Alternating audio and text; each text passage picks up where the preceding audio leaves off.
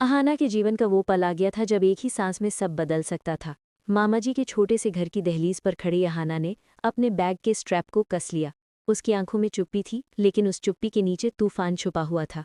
हवेली के बेड़ियों से निकलकर अहाना ने सोचा था कि अब वो अपनी मेहनत और समझ से नई शुरुआत करेगी। तभी पीछे से आवाज आई, अहाना रोको। अर्जुन धीरे धीरे उसके सामने आया।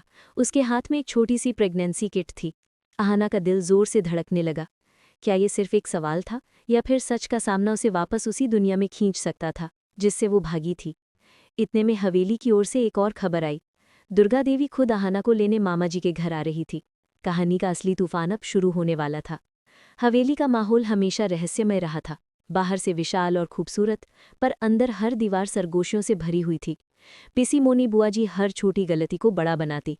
उनका ताना हमेशा मिला पर पड़ता। पर आज अहाना वही लड़की नहीं थी जो पहले थी। नाश्ते की मेज पर बुआ जी ने एक बार फिर ताने मारे। मिली ने पहली बार सिर उठाया। आवाज दृढ़ थी। बस बुआ जी, बहुत हुआ। मैं किसी पर बोझ नहीं हूं। ये घर मेरी माँ का है। अगर किसी को जाना है तो वो आप है। हवेली में पहली बार किसी ने खुलेआम बुआ जी की साजिशों को चुनौती दी थी। और तभी दुर्गा देवी की आवाज गूंज उठी। मिली कहीं नहीं जाएगी, ये मेरा अंतिम फैसला है। लेकिन तूफान अभी खत्म नहीं हुआ था। अचानक फोन की घंटी बजी। मिली ने उठाया और उसकी आंखें फटी रह गई। दूसरी तरफ से आवाज आई, मिली, मैं राकेश, मैं जिंदा हूं। हवेली में चुप्पी छा गई। राकेश ने बताया कि उसका भाई रबिश संपत्ति के लालच में उसे अगवा कर चुका था। महीनों की अंधेरी कैद के बाद वो चमत्कारिक रूप से बच निकला।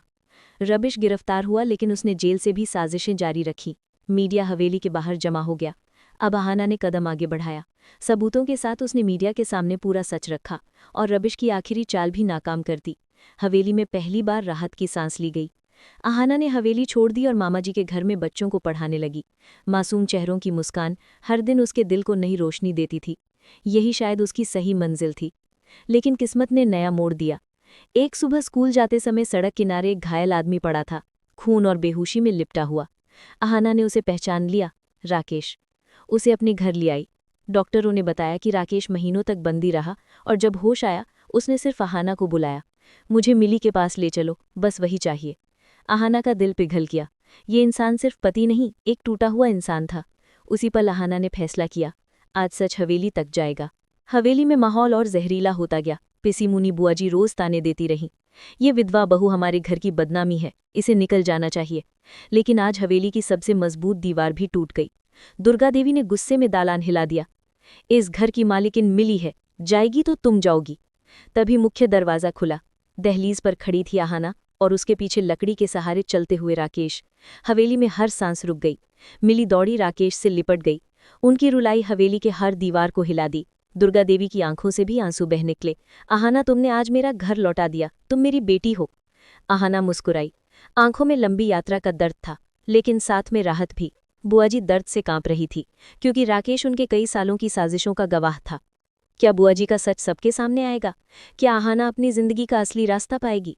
और सबसे अहम, क्या प्रेगनेंसी किट अहाना की जिंदगी में नया अध्याय खोलेगी? कहानी अभी खत्म नहीं हुई थी, ये सिर्फ शुरुआत थी। अगर आप भी अहाना के जज्बे और मेहनत से इंस्पायर हुए हैं तो कमेंट में लिखो, मैं भी अहाना की तरह मजबूत हूँ। सच्चाई की राह मुश्किल होती है, लेकिन जीत उसी की होती है। मेहनत कभी